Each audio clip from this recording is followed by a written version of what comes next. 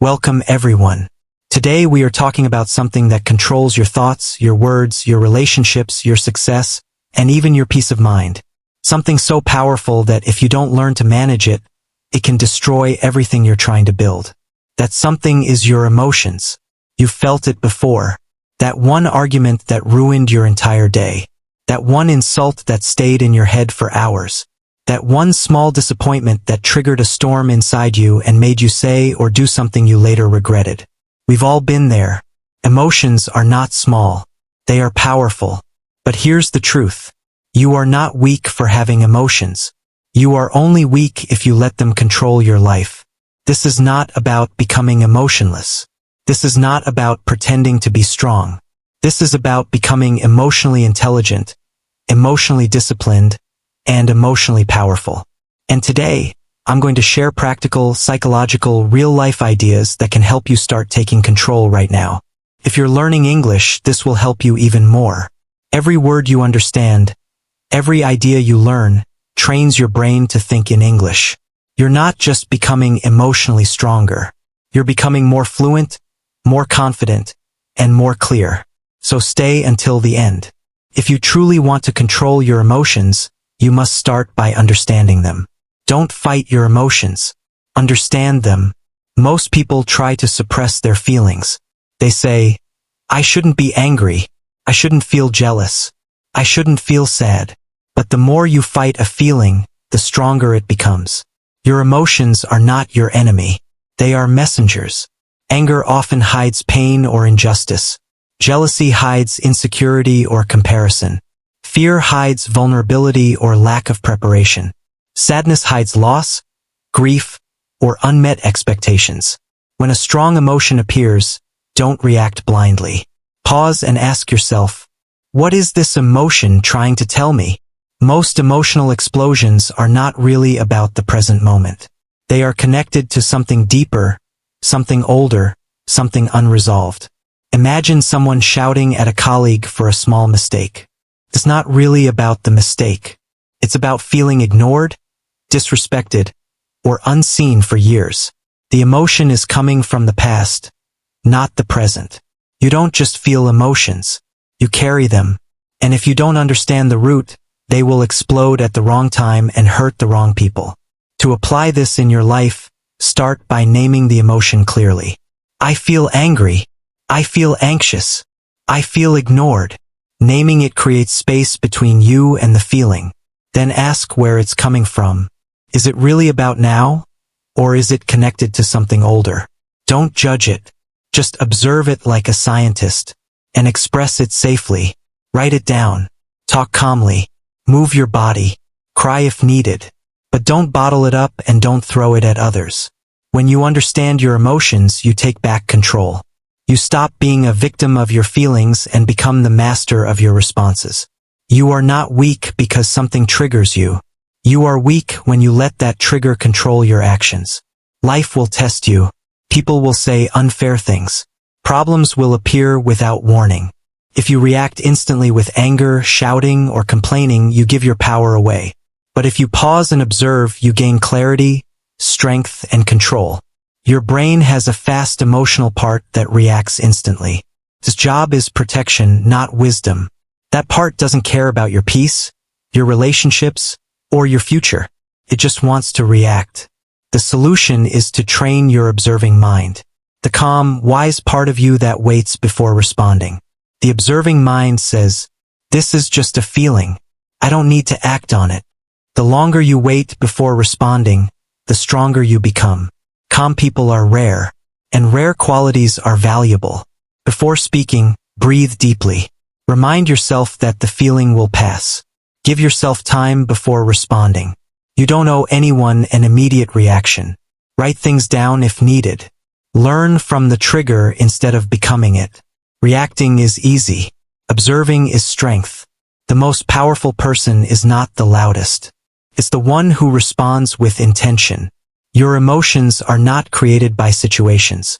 They are created by how you interpret those situations. It's not what happens to you. It's the story you tell yourself about what happens. Two people can experience the same event and feel completely different emotions. Your thoughts create your emotional reality. Many thoughts are automatic, exaggerated, or based on fear rather than facts. You must learn to catch them, question them, and replace them. Ask yourself, is this thought true? Is it helpful? What is another way to see this? When you change the thought, the emotion changes automatically. This skill is used by psychologists, athletes, leaders, and monks because they understand one truth. You don't need a perfect life to feel better. You need a trained mind. Your emotions follow your mental habits. If you want emotional control, you must train your thoughts every day. Your mind is like a wild horse. If you don't guide it, it will throw you off. Daily mental training is not optional. It's essential. Start your day by reminding yourself that you control your responses. Check in with your emotions during the day. Question negative thoughts when they appear. Replace them with balanced, realistic ones. Repetition rewires the brain. What you practice becomes automatic. And when your thoughts change, your emotions follow. Once you master this, your emotions will no longer control you. You will control them. And that is real strength. That's not true. I've overcome difficult things before. I'll figure it out. Make it a habit to talk back to your mind. If you don't, your mind will become your master. At the end of the day, do a mental download. At night, write these questions in a journal. What emotion did I feel the most today? What thought created that emotion? How could I think differently next time? Writing is a mirror for the mind. It makes your thinking visible. Protect your mental environment. Don't let garbage enter your mind. Limit negative people. Reduce toxic content. Don't start your day with social media or drama. Just like your body becomes what you eat, your mind becomes what you feed it. There was a woman who used to get triggered easily at work and at home. Small things would set her off. One day she decided to train her mind like an athlete. She started waking up early, repeating positive statements, questioning her thoughts, writing at night, and avoiding gossip and constant negative news. Within a month, she noticed something powerful. She stopped exploding in anger. She learned to pause, breathe, and respond calmly. Her relationships improved. Her health improved. Her confidence grew. What changed? Not the world. Her mind. You can't live a positive life with a negative mind. If you want to change your emotions, you must train your thoughts every day. The more you do it, the easier it becomes. The stronger your thoughts, the quieter your emotional storms. Eventually, you become someone that no situation, no insult, no stress can break. That is emotional mastery, and it begins in your thoughts. When you feel stuck, move your body. When you feel overwhelmed, move your body. When you feel lost, move your body. Most people ignore this truth. Your emotions live in your body, not just in your mind. That's why anxiety tightens your chest. Sadness pulls your shoulders down. Anger clenches your fists and changes your breathing. Emotion is energy in motion. And if you want to control that energy, you must move. Many people try to fix emotional problems by thinking alone. But some emotions can only be released through movement. Your body stores stress. Your muscles hold sadness. Your posture reflects your mental state. When you sit still, scroll endlessly, and isolate yourself, emotions get trapped. But the moment you move, something shifts. You release. You reset. You refresh. There was a student who felt constant anxiety while preparing for exams. He tried meditation. He tried journaling. He tried positive thinking. Nothing worked. Then he started walking every morning. No phone, just movement. Within a week, his anxiety decreased. His focus returned. His mind became clear. When your body moves, your brain heals. Walking in silence clears emotional chaos. Stretching releases tension stored in your muscles. Cold water resets the nervous system. Fast movement burns off anger and frustration. Free movement or dancing releases emotions that words cannot. Movement releases feel-good chemicals in the brain. Your breathing slows. Your nervous system calms. You return to the present moment. You don't always need answers.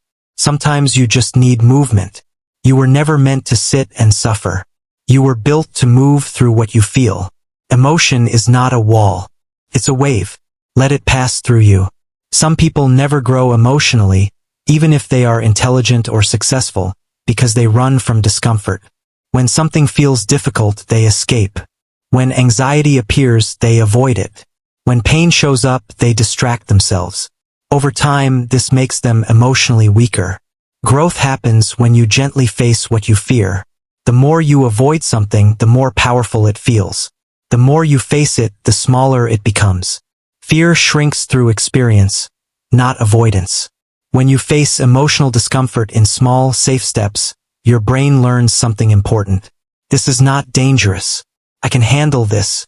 Avoiding emotions is like hiding from your shadow. It may feel safe in the moment, but the fear never leaves. Face what you fear and freedom follows. That is how emotional strength is built. There is one skill that gives you emotional power in every area of life. The ability to pause. That small space between trigger and response is where your power lives. It saves relationships, prevents regret, protects your peace. The emotional brain wants immediate action. The wise brain wants thoughtful response. When you pause, you shift control back to your higher thinking. A calm pause can save your reputation. Pause can save love. A pause can stop damage before it begins. Train yourself to pause. Breathe before responding. Count silently. Step away if needed. Reflection today creates control tomorrow. You may not control what happens to you, but you always control how you respond. That choice shapes your life. Emotional mastery means replacing reaction with purpose. Most people react automatically. Few choose intentionally. Before reacting, ask yourself, what outcome do I want? Will this response help or hurt that outcome? Feelings are real, but purpose is stronger. When you act with intention, you stop being a prisoner of the moment. You become the architect of your future. Wise responses build trust. Emotional reactions create damage. Pause. Choose purpose. Respond with clarity. That is real power. Ask yourself this question. Will I be proud of this decision tomorrow? That single question can stop impulsive actions and build emotional discipline. Make this a daily mantra. I respond with purpose, not impulse. Say it every morning. Before work. Before meetings. Before important conversations. Let it become part of your identity. Imagine a student who fails an exam. He feels ashamed and wants to give up. But instead of reacting, he pauses and reflects. His purpose is success, not escape. So he studies harder. A month later, he passes. Imagine a businesswoman who loses an important deal. She feels disappointed and wants to blame her team. But she pauses. Her purpose is leadership. So she communicates clearly and calmly. Her team stays loyal.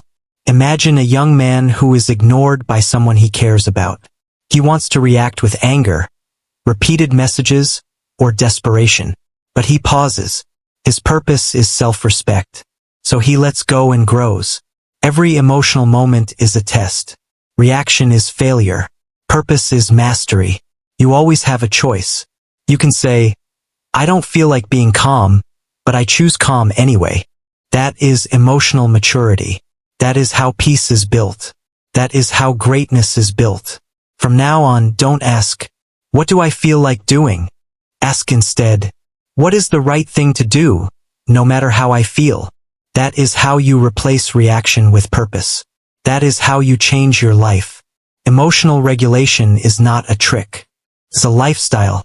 It means building systems so your emotions don't control you when things get hard. Most people try to manage emotions only after they explode.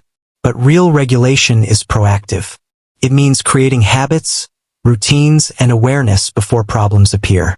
Just like strengthening your immune system instead of waiting to get sick. Emotional outbursts don't come from nowhere. They come from built-up stress, unresolved pain, and lack of structure. Without a system, emotions will control you.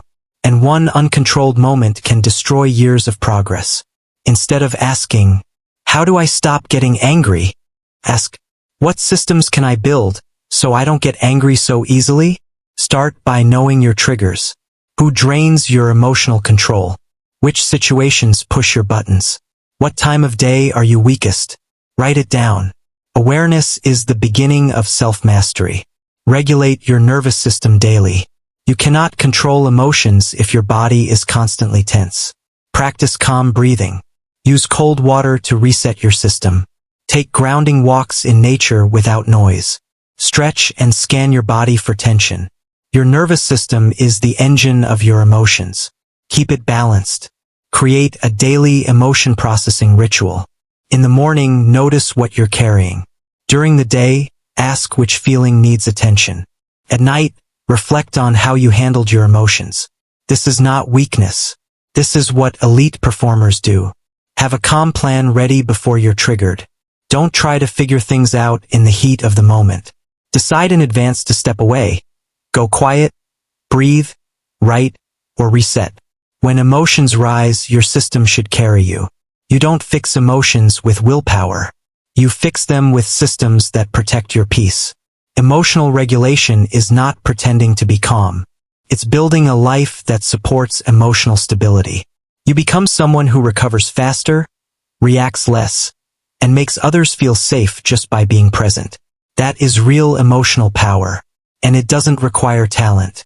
It requires structure. Start today. Silence is one of the most powerful tools you have. You don't need to raise your voice. You need to rise above.